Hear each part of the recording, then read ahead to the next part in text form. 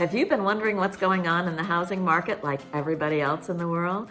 Well, we're going to try to demystify what's going on, and we're going to dig in right now.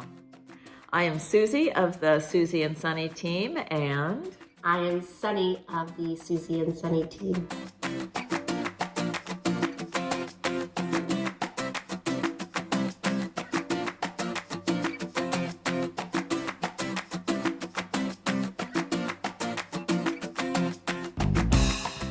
So, first off, you'd almost have to live under a rock if you hadn't heard that there's almost no inventory on the market. Almost none. So the good thing is when we go show houses, it's only one or two because there's only one or two houses on the market to show. So there's that. So in a balanced market where the sellers and buyers have equal power, there's the talking heads say that that's about 6 months of inventory on the market.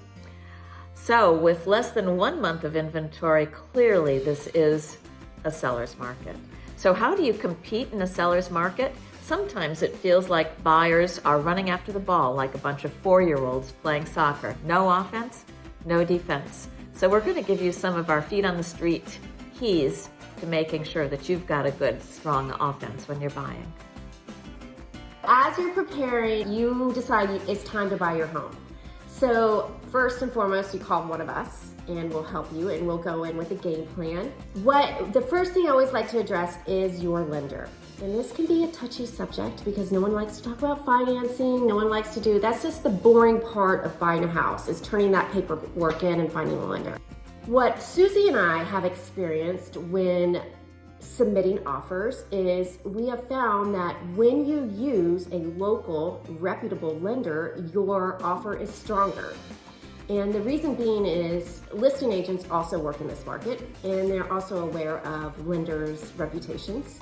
So it's a known factor for them versus an out-of-state or online lender, which they're lovely, but they're an unknown factor which could hurt your offer when you're competing against 20, 30 other buyers. So we recommend just using that local lender that you trust, that we trust, that we've used in the past. We get nothing from using that lender other than you being happy, a smooth transition, and good customer service. Absolutely, absolutely. We want to know that the person that we call to inquire about the status of your loan is somebody that we know that will pick up the phone and talk to us. This is really important. And also remember too that when you're using a lender that we have referred that is a good local lender, your lender has 2 people to make happy. Not just you, but us as well. So they work doubly hard to do a great job for you. So you want to make sure that you've got that bulletproof pre-approval where your lender has, your local lender hopefully, has pulled your credit, has verified your assets, has verified your income, has taken a look at your tax records. So far, they are not asking for the dental records of your unborn children, but tomorrow's another day. You never know. You never it know. is crazy out there. Okay, so that's step 1 in making sure that you've got a good offense when you're buying a home. Step number 2 is? So we all have our wants and our needs. We, in this market with not a lot of inventory, Susie and I will definitely do our best to try to accommodate everything on your wish list. But you really need to take a hard look at those items and determine what are showstoppers? What are your true needs?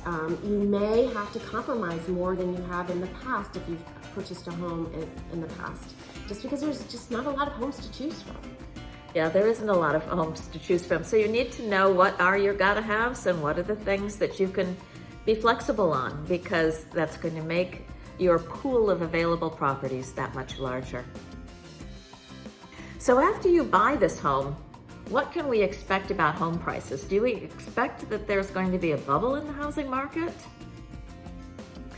The only true answer that we can give you is we have no crystal ball. If we did, we wouldn't be working. Right? But the truth is that there are way smarter people than us that are spending all day long studying, researching this. So we're going to tell you that after reviewing a lot of what they've written, that yes, we still expect home prices to go up.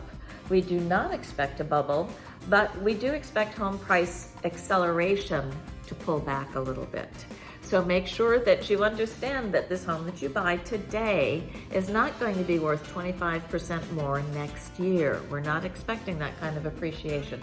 Something more normal, perhaps in the 3 to 5%. But again, the caveat is that we don't know. We don't know. We don't know. People ask us, okay, how did we get here? What got us in this predicament? And it goes back to the last bubble. Before the bubble, 2009, 8, 7, I was in a military town, so I didn't really see it. But builders were building. They were building. The loan process was super easy. Here, fog this mirror. Yes, and you're approved. So builders were building because there needed to be supply.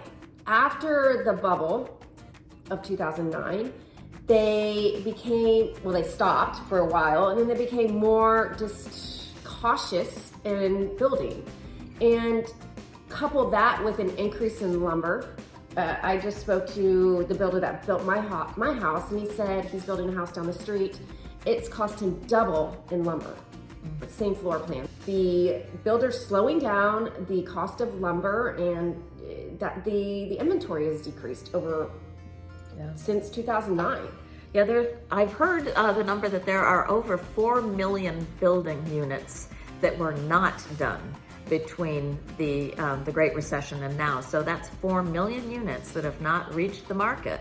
So we are tight. And when you add to that the millennials, a really large demographic group, are aging into home ownership, that's a lot of competition for undersupply. So that's how we've gotten here. Yeah, again, we are smart, but the problem is not enough houses and too many buyers. Many buyers, right. That's not a complicated math problem. Nope, that one, when you take it down to the lowest common denominator, that's what you got, girl.